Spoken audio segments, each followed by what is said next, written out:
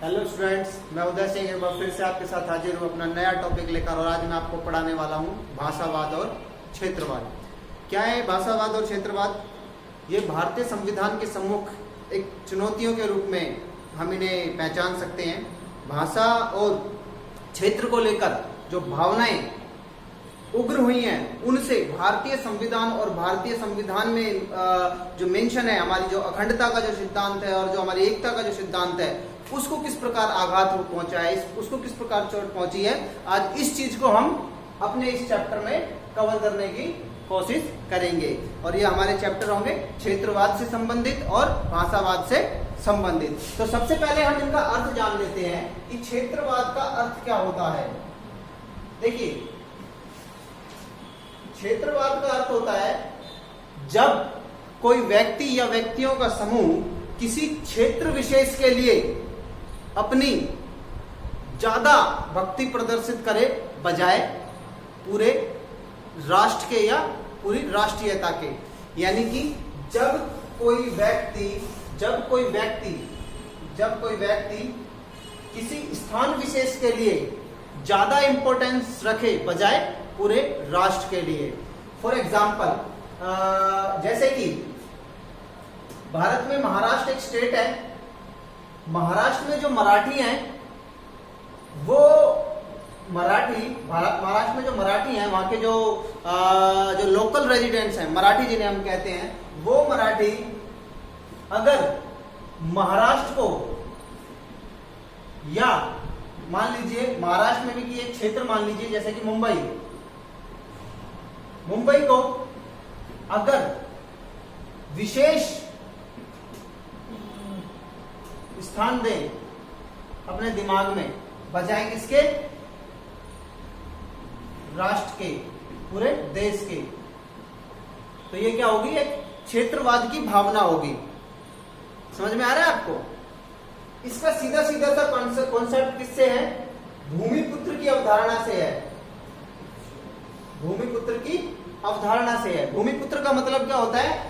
इस जमीन का बेटा, जमीन से जुड़ा हुआ कोई बेटा। भूमिपुत्र की अवधारणा का मतलब होता है जिस जगह पर आप रह रहे हो उस जगह से आपका जुड़ाव जन्म से होना चाहिए। आप उस जगह से जुड़े हुए हो, आप उस जमीन को अपनी मां मानते हो। इस प्रकार की जब चीजें आपके अंदर आती हैं तो ये भूमिपुत्र की अवधारणा को क्लियर करती हैं। और इस अवधारणा के अंदर, भूमिपुत्र की अवधारणा के अंदर ये डिमांड की जाती है कि जिस क्षेत्र में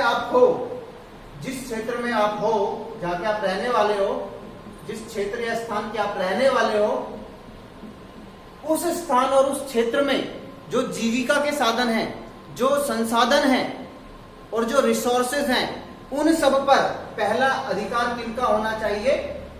भूमिपुत्र में रहने वाले, जन्म से रहने वाले या वहां के जो लोग हैं उनका होना चाहिए। यानी कि मान लीजिए अगर फॉर एग्जांपल जैसे कि मैंने बात महाराष्ट्र की ही करी थी, मुंबई की ही करी थी। अगर मुंबई या महाराष्ट्र में अगर सबसे पहले कोई सरकारी नौकरियां होती हैं तो वो भूमिपुत्र की अवधारणा के अकॉर्डिंग महाराष्ट्र और मुंबई के लोगों को ही मिलनी चाहिए।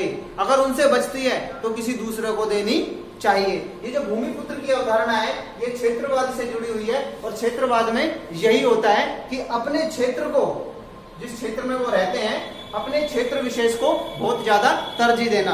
जैसे कि कोई व्यक्ति आगरा से है और वो आगरा का ही गुणगान करता रहे और आगरा के बारे में सबसे ज्यादा बोलता रहे और कहे कि मैं आगरा और मेरा आगरा ही सब कुछ, वो अपने आगरा को ही देश समझे, तो वो क्षेत्रवाद की भावना से परिपूर्ण माना जाएगा। तो आज के लिए क्षेत्रवाद का कॉन्सेप्ट क्लियर हो चुका है आपका। अगर आप बयाना से और बयाना को आप ज्यादा महत्वपूर्ण मानते हो और पूरे देश से ज्यादा तरजीह देने की कोशिश करते हो तो ये भी क्षेत्रवाद की एक भावना के अंतर्गत आएगा। अब बात कर लेते हैं भाषावाद की। भाषावाद का अर्थ जान लीजिए। देखिए, ये भाषावाद क्या होता है? एक आप अच्छी तरीके से जानते होंगे, भारतीय संविधान में 22 भाषाओं को मान्यता दे रखी है। इसके अलावा भी 22 भाषाओं के अलावा भी कई भाषाएं हैं जो भारत में बोली जाती हैं। और अगर हम बात करें बोलियों की तो इनकी संख्या 1500 से लेकर 3500 के आसपास बैठेगी। यानी कि हर 50 किलोमीटर के बाद हर 50 किलोमीटर के बाद भारत में बोली बदल जाती है। और भाषा तो 22 भाषाओं को तो संविधान ने मान्यता दे रखी है, इतनी भाषाएं हैं। तो कुल मिलाकर इन भाषा के आधार पर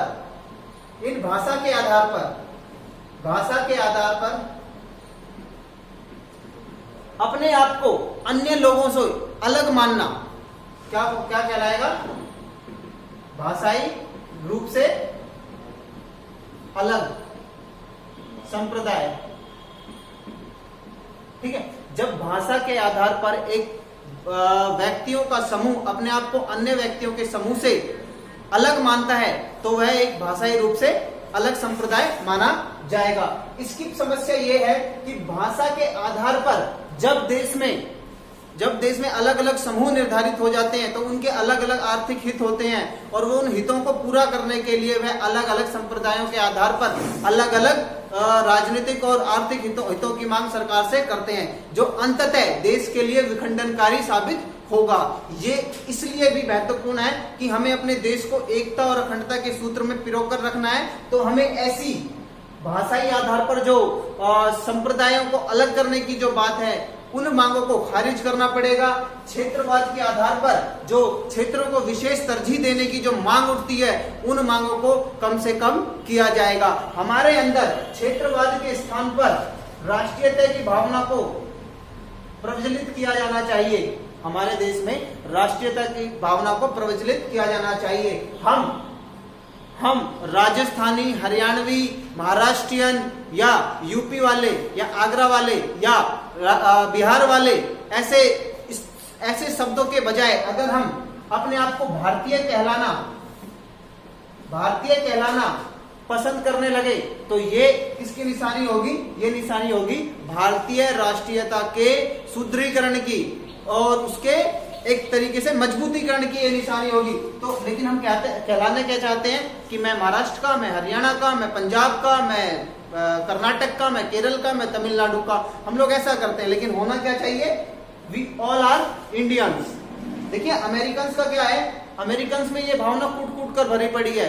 उनके 50 स्टेट हैं और हर राज्य में उनकी एक अधूरी नागरिकता भी होती है। वो अपने राज्य का नागरिक भी होता है, साथ ही साथ अमेरिका का नागरिक भी होता है। लेकिन जब आप उससे पूछोगे एक अमेरिकन से तो वो बड़े गर्व से कहता है yes I am an Indian, sorry yes I am an American. और लेकिन आप इंडियन से पूछोगे तो इंडियन सबसे पहले क्या बताएगा कि नहीं जी मैं तो भैया राजस्थान से हूं, और मैं कहां से हूं? मैं हरियाणा से हूं, और मैं पंजाब से हूं। वो इस तरह की स्टेटमेंट देगा। तो इससे क्षेत्रवाद की भावना उपनपती है।